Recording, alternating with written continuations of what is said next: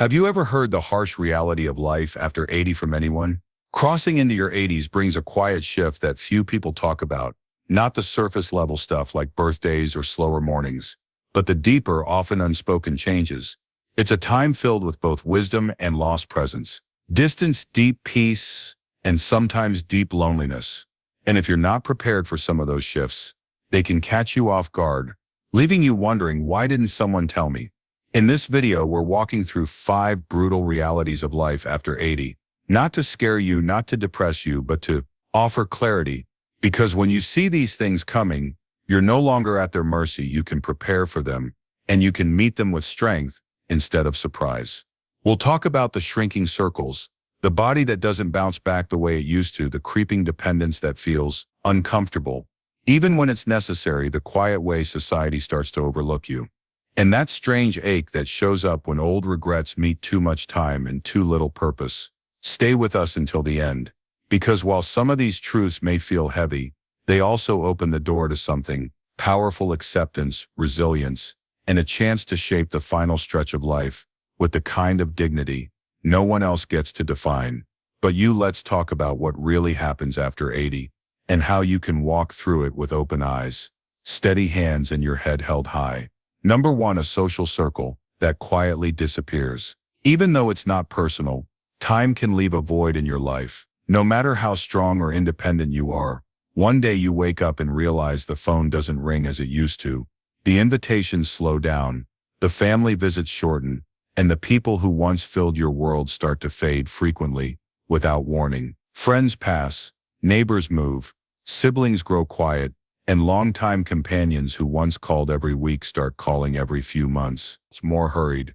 People still love you, but they're busy, distracted, or dealing with their own aging in different ways. Slowly, the everyday interactions that once kept your life full of voices and laughter start to fade away. This is something that no one can prepare you for in your 60s and even 70s.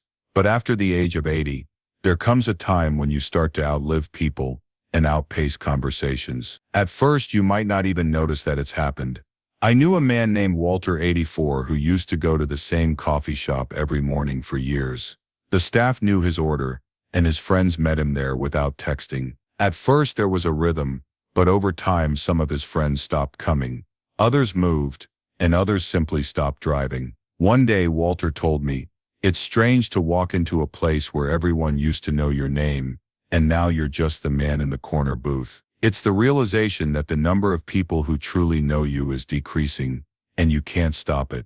But knowing this fact means you can take action and open new doors. The pain of that kind of loneliness isn't always loud, and it doesn't always come with tears or obvious grief. Sometimes it's just a long silence after dinner, or a walk that feels a little too quiet.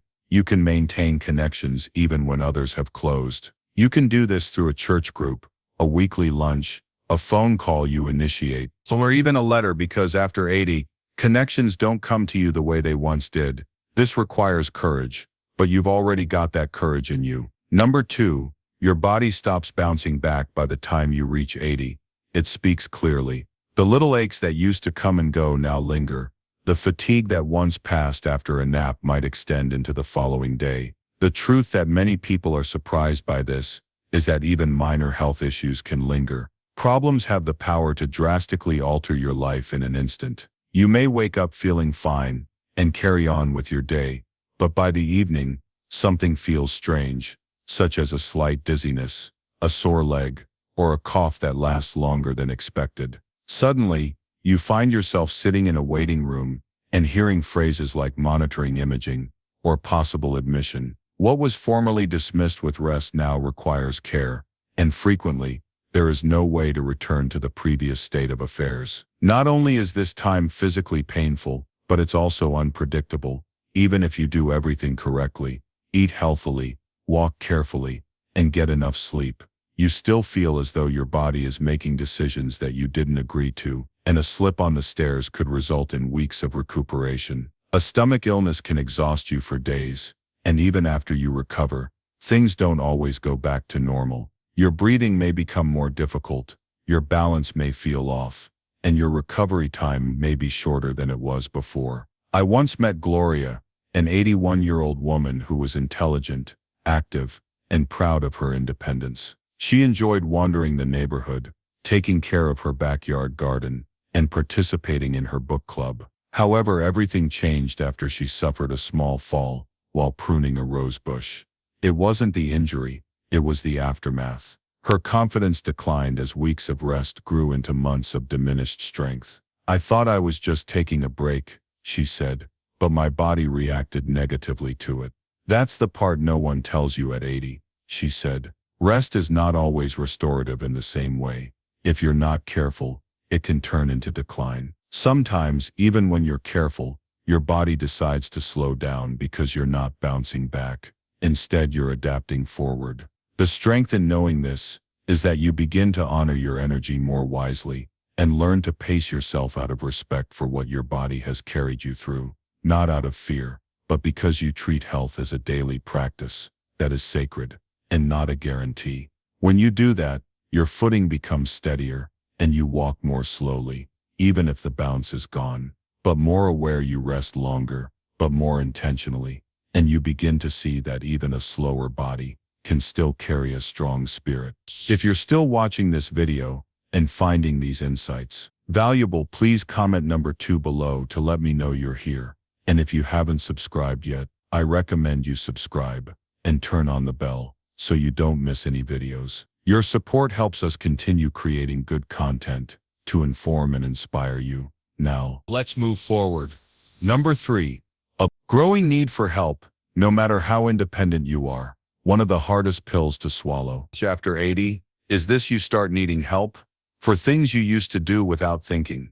It doesn't happen all at once. It creeps in quietly, subtly, until one day you notice you're avoiding the high cabinets, you're holding onto the railing just a little tighter, you're hesitating before getting behind the wheel. On a rainy day, and even though part of you still feels capable, another part knows some things aren't as easy anymore. What makes this reality difficult isn't just the physical shift, it's the emotional one. For those who've lived decades taking care of others, the thought of becoming the one who needs help can feel deeply uncomfortable. You may start feeling like a burden, or you may begin hiding what you can't do. Skipping the grocery trip, not telling your kids you tripped trying to fix the light bulb on your own, even though your shoulder's been hurting for weeks. The desire to stay independent doesn't go away. If anything, it grows stronger. But the truth is, independence after 80 looks different than it did at 60. It's not about doing everything alone. It's about knowing when to ask for help and being brave enough to accept it. I knew a man named Eugene, 85, who prided himself on doing everything himself. He had lived through war, raised 4 kids, built his own shed out back with nothing but spare wood and determination. But one winter, he slipped on his icy driveway. No broken bones, just bruised. Pride. He didn't tell anyone, but his daughter noticed. There was a change. Eugene initially objected, saying, "I'm fine." But slowly the coffee became a ritual, and he finally said something that even astonished him. "It's nice not having to carry everything alone." That's the shift. She began coming once a week to bring groceries and stay for coffee. When you let someone help you climb stairs, drive you to the doctor, or carry that heavy bag, you're actually giving yourself more years to do what matters most. Not all help has to come from people. It can be a grab bar in the shower, a stool in the kitchen, or a reminder on the refrigerator. Knowing that accepting help isn't a loss of independence, but rather a way to protect it, is not weakness. When you're 80, the bravest thing you can say might be, "I could use a hand." These small gestures don't take away your dignity, they retain it, because you demonstrate greater strength as you age by prioritizing safety above pride. Number 4, connection over isolation and peace over struggle. The world begins to ignore one of the more painful realities of life after the age of 80. It's not about your body or your memory, it's about your presence. Slowly you start to feel invisible, not to those who love you, perhaps, but to the world at large. The cashier looks past you to the person behind you. The doctor speaks to your adult child instead of you. The server at the restaurant assumes you can't hear, think, or decide for yourself. It's subtle at first, but it gets more frequent. And even if you try to ignore it, it lands somewhere deep Because no matter how old we are, we still want to be seen. Slow steps are forgotten in a fast-paced world, but stories are still told. A youth-obsessed culture that disregards the resilience required to get to this age. And unless you speak, 86-year-old Irene volunteered at a local museum. One day, a visitor asked a staff member a question that she could have answered in her sleep, because she had lived through that decade of history. The question went straight over her, and when I asked her how she felt, she simply smiled and said, "I'm used to it." Up you run, the risk of shrinking not because you've lost your voice, but because people stop listening. But there was sadness in that smile, the kind that comes from being seen as furniture instead of fire. But you are not furniture. You are not background. You are still here, still thinking, still contributing. And just because the world sometimes forgets that, doesn't mean you have to. So what can you do? You speak anyway. You ask the questions, you offer the opinions, you vote. You share your stories, even when no one asks you. Stand up even if your knees wobble, because every time you claim your space in the room, you remind the world and yourself that you are not done yet. You are not invisible. You are a living library, a witness to time, a voice that still matters.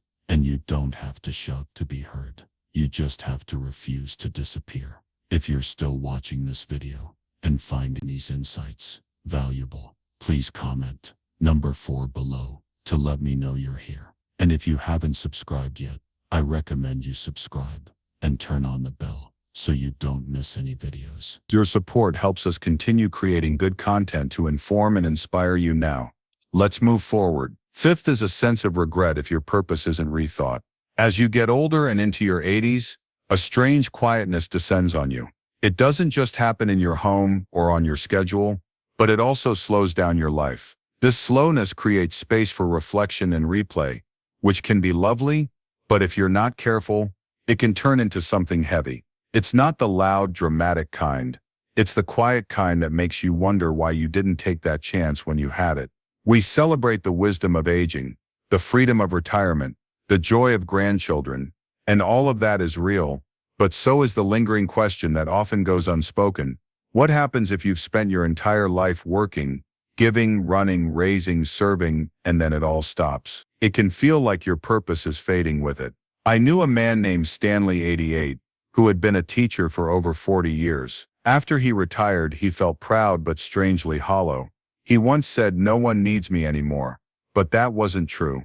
He had simply not yet found a new way to be needed, because purpose doesn't retire, it changes shape. Maybe you don't construct houses anymore, but your stories give your great-grandchildren confidence. Perhaps you don't run meetings, but you lead by being there for them when they're in grief. Perhaps you don't solve major problems, but you can make a neighbor smile. When you redefine purpose as presence rather than productivity, you start to realize that you still have a lot to give, not just to others but also to yourself, because the most important work you'll do after you're 80 may not be for legacy or praise, but rather for waking up with kindness in your heart, curiosity in your eyes, and the courage to ask, "How can I bring light today?" even if just a little. The danger of regret isn't that you've made mistakes. We all have them, but that you sit in them for too long without turning them into something meaningful. It's never too late to discover it, and that's redemption rather than regret. Being in your 80s is a significant milestone that is the result of decades of love, loss, effort, change, and perseverance. But it also brings with it new difficulties. Facing these realities, some subtle, some difficult to ignore, does not make you weak. Rather, it makes you honest, because it shows that you have lived long enough to realize how unpredictable and unfair life can be at times. Deeply worth showing up for. So, which of these 5 realities struck you the most? Was it the silence that comes when your social world begins to shrink? The frustration of a body that doesn't recover like it used to? The discomfort of needing help when you've spent a lifetime being the helper? Or maybe it was the invisible feeling that comes when the world moves too fast to see you, or the ache that grows when your purpose isn't clear anymore. Whatever it was, I hope you felt seen, because the truth is, you're not alone in any of this. Not in the slowing down, not in the forgetting, not in the questions that keep you up at night, or the moments that make you wonder, what comes next? And here's the good news. Even now, even at this stage, you get to choose. You can choose connection. You can choose rest. You can choose to ask for help. You can choose to speak louder when someone overlooks you and softer when someone needs your grace. You can choose to forgive yourself for what didn't happen and honor yourself for what did. This stage of life isn't the end. It's the profound portion when every word matters, where little actions have greater meaning than large ones, and where your presence, patience, and viewpoint become your strength. We appreciate you being here today, and we would want to hear from you. Please leave a comment below with one thing you learned today and how you intend to apply it in your life. Your opinions are valued, so please feel free to share them. If you liked this video and found it useful, please like, subscribe, and share. Your support helps us keep producing quality material to educate and inspire you. Thank you for watching, and we hope to see you in the next video. Reading your comments gives us a lot of motivation and encouragement.